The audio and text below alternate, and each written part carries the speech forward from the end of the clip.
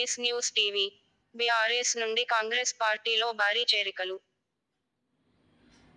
ఈ రోజు greater Warangal municipal corporation 43వ డివిజన్ హనుమకొండ సుబేదారిలోని ఎమ్మెల్యే క్యాంప్ కార్యాలయం నందు 43వ division corporator Edurla Aruna Victoria ఆధ్వర్యంలో డివిజన్లోని లక్ష్మీపురం,